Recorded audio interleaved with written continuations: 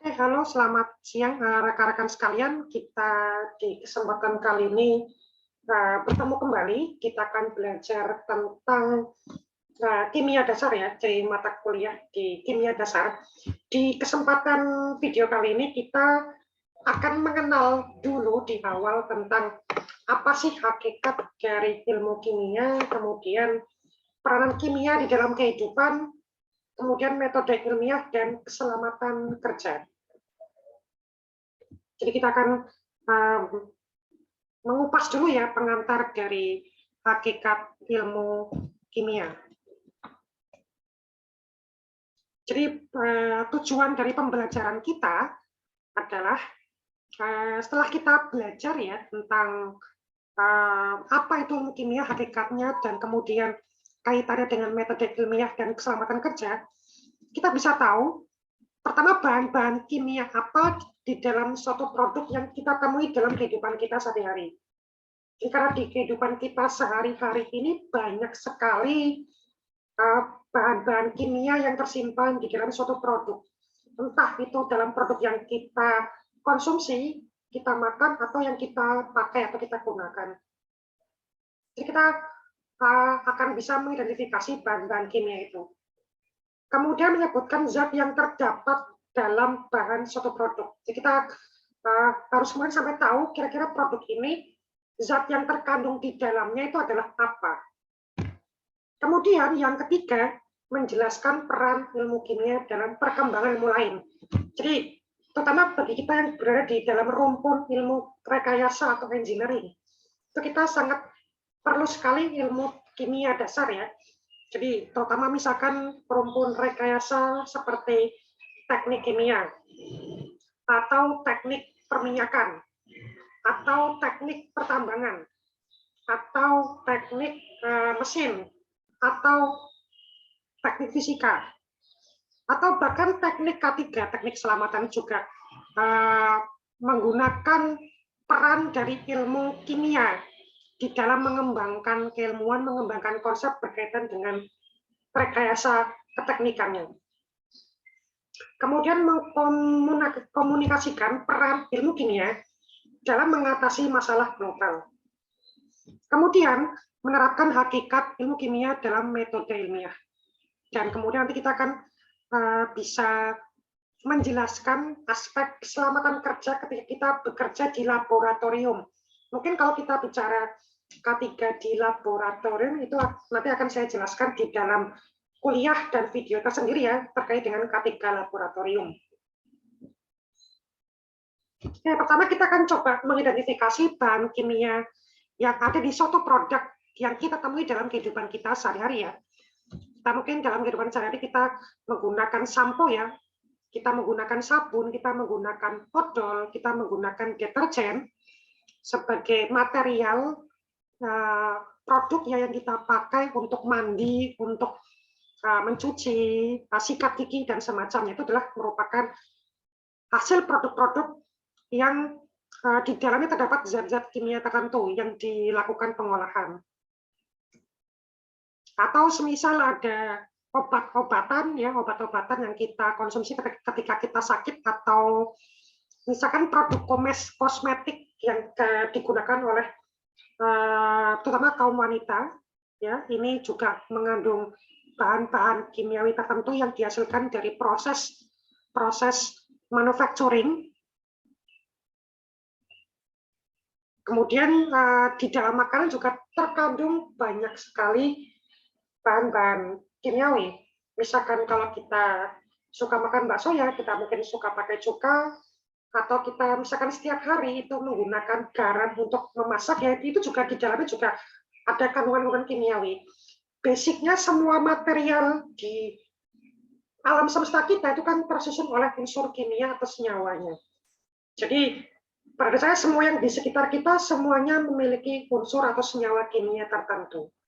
Makanan-makanan kita itu semuanya, semua di sekitar kita itu tersusun oleh material-material kimiawi. Misalkan pupuk ya, pupuk ini juga merupakan suatu bahan dari misalkan digunakan untuk industri-industri pertanian, industri-industri kimiawi ya. Jadi pupuk ini juga merupakan hasil dari proses industri kimiawi. Atau misalkan ya ini petroleum ya, jadi zat-zat hasil pengolahan dari petroleum atau minyak dan gas bumi dalam bentuk bahan bakar atau dalam bentuk misalkan bahan-bahan turunan atau petrokemikal itu juga merupakan material yang di dalamnya tersusun unsur kimia atau senyawanya. Jadi di sekitar kita sangat banyak sekali ya. Nah ini misalkan ini adalah salah satu produk turunan ya. Kita sebutnya sebagai produk petrokimia. Plastik itu merupakan bentuk dari produk turunan dari minyak dan gas bumi. Nah, di sini misalkan kalau kita lihat itu ada plastik dari PETE, ada plastik HDPE, ada plastik V, plastik LDPE, plastik PP, plastik PS, dan other. Ini jenis-jenis dari plastik yang dapat dilakukan recycling. Ya, jadi kalau kita melihat produk-produk plastik di sekitar kita itu kan punya kode yang bermacam-macam ya. Jadi kalau yang berkode seperti ini tuh adalah plastik-plastik yang bisa dilakukan recycling. Dan recyclingnya tentunya kan berbeda antara misalkan plastik yang HDPE, plastik yang PETE, LDPE, dan semacamnya. Mungkin kalau rekan-rekan banyak membeli produk, misalkan maaf kalau saya sebut produk minuman bersoda ya, Coca-Cola, Fanta, Coca-Cola, Sprite, atau semacamnya itu banyak menggunakan plastik-plastik PETE. Kalau misalnya rekan-rekan mungkin membeli produk-produk misalkan sampo, parfum, atau misalkan karbol itu lebih ke HDPE plastiknya. Atau misalkan rekan-rekan punya toples ya, toples untuk menyimpan makanan itu antara plastik PP biasanya atau plastik V. Plastik V itu kalau semisal mungkin plastik yang dipakai untuk membuat pouch ya, pouch alat tulis seperti itu, atau misalkan untuk plastik-plastik bahan makanan. Atau plastik PS, ini plastik yang sering kita pakai untuk gelas-gelas. Atau misal kalau minuman-minuman air mineral atau minuman-minuman ringan, itu plastik bertipe powder. Nah, jadi ke tiap-tiap produk plastik itu ada daur ulangnya ya. Jadi misalkan PET ya, jadi polyethylene terephthalate. Ini berkode 1. Ini kalau kita lihat sifat fisik dari plastik PET atau polyethylene terephthalate itu kuat rigid itu jadi kaku ya, kaku. Nah, plastik jenis PET itu bisa dijadikan sebagai fiber atau sebagai plastik. Jadi bisa direcycle untuk menghasilkan plastik-plastik yang lebih kurang rigid daripada plastik PET itu sendiri. Plastik PET tidak mudah larut, ya tidak mudah larut. Kalau semisal kita masukkan ke dalam suatu cairan, karena massa jenisnya dia akan tenggelam. Jadi dia punya massa jenis yang lebih besar daripada massa jenis air, jadi dia akan tenggelam. Itu salah satu cara mengidentifikasi plastik jenis PET. Nah, ini misalkan ya contoh dari penggunaan plastik PET. Itu ada botol soda, ya, minuman bersoda, seperti yang tadi saya sebutkan. Kemudian untuk pakaian, jadi mungkin ada pakaian-pakaian yang pakai scotch led gitu, pakai scotch led, atau ada bahan-bahan plastik yang dipakai untuk, misalkan tadi scotch led tadi ya, atau untuk ornamen-ornamen, itu berbahan dasar plastik PET. Atau untuk insulator listrik itu juga pakai plastik PET, atau perangkat-perangkat di handphone kita plastiknya menggunakan PET. Kalau semisal produk-produk ini kemudian didaur ulang, maka bisa dihasilkan produk baru yang merupakan produk recycle berupa tas atau sleeping bag ya, sleeping bag, karpet, atau botol yang baru ya, botol yang baru, atau pakaian. Jadi kalau misalnya botol soda ya misalkan kita lakukan shredding, kita lakukan pencacahan menjadi partikel-partikel plastik PET yang lebih kecil, itu kemudian bisa dirangkai menjadi ornamen-ornamen pakaian, atau kemudian di recycle agar bisa jadi bahan pakaian. Misalkan kalau pakaian-pakaian seperti berjenis jersey atau pakaian-pakaian tertentu yang menggunakan bahan plastik, itu dia bahannya dari PET. Itu yang plastik yang jenis pertama. Plastik yang jenis kedua itu plastik high density polyethylene atau HDPE. Plastik high density polyethylene atau HDPE itu punya sifat fisik seperti ini. Jadi permukaannya itu adalah kasar ya. Kemudian kaku. Jadi kalau tingkat kekakuannya sebenarnya tidak jauh beda dengan PET, cuma kalau yang HDPE ini lebih kaku ya daripada PET. Nah, karena sifat kekakuan yang tinggi itu dia tahan terhadap retak. Nah, plastik berjenis HDPE atau high density polyethylene itu kita sering temukan di dalam wadah-wadah susu. Jadi kalau mungkin ada produk-produk susu ya dari plastik itu plastiknya HDPE. Kemudian botol-botol pemutih ya, mungkin maaf kalau saya sebut misalkan Baiklin atau semacamnya ya, kita sering menemukan banyak produk-produk yang dia merupakan produk pemutih dan itu plastik botolnya itu berwarna putih. Nah, itu adalah HDPE. Kemudian mainan anak yang dari plastik itu plastiknya HDPE. Kemudian kantong-kantong bahan makanan, jadi plastik-plastik yang digunakan untuk makanan itu HDPE. Kalau semisal didaur ulang, ini bisa menghasilkan beberapa produk baru ya, seperti misalkan mainan-mainan. Kemudian bak sampah ini juga dari HDPE. Furniture juga bisa, jadi misalkan kursi atau meja yang dari plastik ini juga bisa dari recycle HDPE. Kemudian ini juga bisa sampai misalkan membuat bangku, membuat pagar dari plastik juga bisa. Jadi mungkin kalau di kehidupan kita sehari-hari kita menemukan ini, furniture, mainan, bak sampah. Itu produk recycle dari HDPE. Kemudian yang ketiga itu ada yang berkode 3, yaitu adalah PVC atau polyvinyl chloride. PVC juga kita banyak temukan di kehidupan kita sehari-hari ya. Jadi sifat fisik dari PVC ini elastomer atau fleksibel. Jadi tidak sekaku plastik PET dan HDPE. PVC dia lebih fleksibel, artinya kalau semisal kita rubah bentuknya, dia lebih mudah berubah bentuk ya, lebih mudah misalkan bengkok kita bengkokkan. Kuat ya, dia punya sifat kuat, kemudian sulit mengkristal, mudah meleleh. Nah, ini juga salah satu sifat yang perlu kita pahami dari plastik PVC. Dia mudah meleleh, makanya kita tidak bisa gunakan bahan plastik PVC untuk material yang panas atau material dengan temperatur yang tinggi.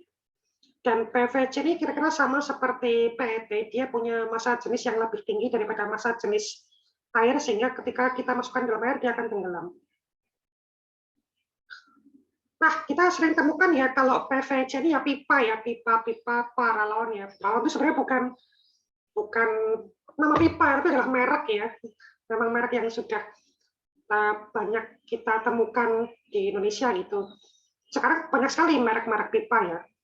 Ada pipa yang dengan timbal atau pipa yang tanpa timbal, sekarang macam-macam sekali bentuknya juga. Nah, pipa-pipa ini kita sering temukan dia berbahan PVC.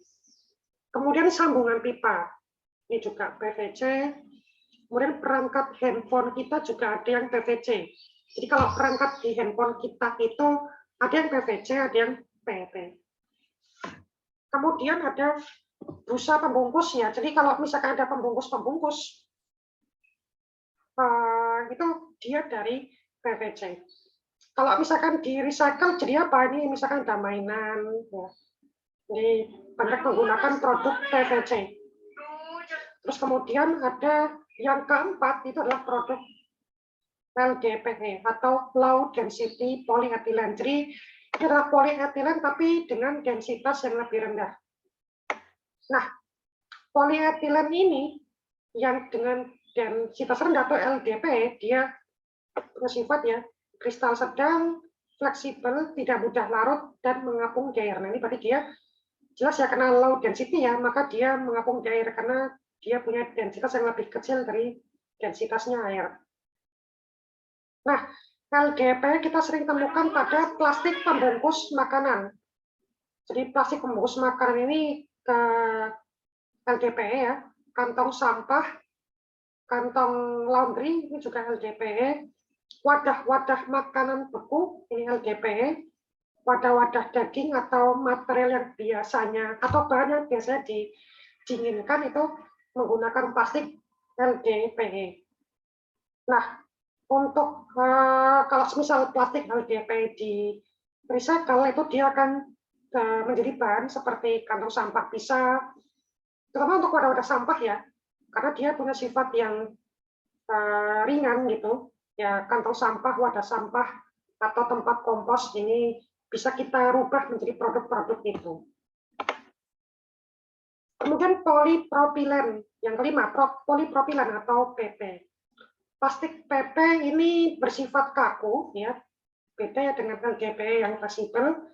PP ini kaku, sangat kuat, ya, jadi tingkat kekuatannya lebih tinggi daripada PET atau PVC dan semacamnya. Sangat kuat, fiber atau fleksibel, ya, jadi di sini itu dia kaku tapi fleksibel. Artinya dia kaku tapi dia masih bisa tuh dibengkokkan. Kemudian dia ringan dan dia punya sifat tahan panas dan juga tekanan. Jadi kalau misalkan tadi ya plastik PVC dia punya sifat tidak tahan terhadap panas dan mudah meleleh. Artinya temperatur lelehnya itu lebih rendah, dan dia tahan panas kalau yang PP. Jadi temperatur lelehnya dia lebih tinggi. Nah, ini kalau plastik polipropilen atau PP itu untuk plastik-plastik yang misalkan dibuat suatu wadah ya, wadah plastik ya, untuk misalkan makanan-makanan yang panas. Atau misalkan untuk makanan-makanan yang di oven atau dipanaskan, itu menggunakan plastik polipropilen. Untuk wadah tahan panas, tali, peralatan rumah tangga ya, misalkan untuk memasak atau menyimpan bahan makan atau memasak, atau untuk misalkan menghangatkan atau mengoven makanan tertentu itu menggunakan plastik PP. Popok, bagasi, perangkat handphone juga ada yang dari plastik PP. Kalau di recycle, dia akan jadi sapu, sikat, pengerik es, kabel baterai, insulator, tali, ya ini bisa menjadi produk-produk ini dari hasil recycling plastik PP. Nah, kemudian yang keenam, ini kode yang keenam adalah plastik polistiren. Ini kalau di dalam plastiknya itu kodenya kalau pakai tulisan itu PS ya, polistiren. Ini dia sifatnya agak rapuh, kaku, tahan asam dan basa, tetapi tidak tahan zat organik. Jadi terhadap material yang punya tingkat keasaman yang asam, dia pH-nya rendah ya, atau dia pH-nya tinggi, dia sangat asam atau sangat basa, dia tahan. Tapi untuk material organik dia tidak tahan. Kemudian dia tenggelam di air, kecuali jika berbusa ya. Kecuali kalau plastik polistiren ini dia misalkan berbusa, maka dia bisa mungkin mengapung ya, tapi kebanyakan dia tenggelam di air. Nah, untuk plastik polistiren ini untuk wadah makanan cepat saji, mainan, gulungan pita. Jadi kalau semisal ini untuk pita-pita, misalkan pita-pita kaset ya, kalau zaman dulu itu kan ada gulungan kaset ya, gulungan pita itu dari polistiren. Insulator listrik ini selain bisa menggunakan PET, juga bisa menggunakan plastik polistiren. Wadah CD, ya ini polistiren. Mungkin kalau dulu zaman-zaman CD kita sering temukan ya, Wadah minuman juga polistiren. Perkakas-perkakas yang dari plastik ini juga polistiren, misalkan ada tespen atau bahan pelengkap untuk misalkan membuat obeng atau membuat tray dan semacamnya, itu ada yang dari plastik kan, itu dibuat dari polistiren. Kemudian ini adalah produk recycle-nya, terutama karena dia tahan ya terhadap asam basa, maka di sini benar digunakan untuk sekat-sekat pakaian, sekat thermal ya. Jadi untuk pembatas thermal itu bisa dipakai polistiren.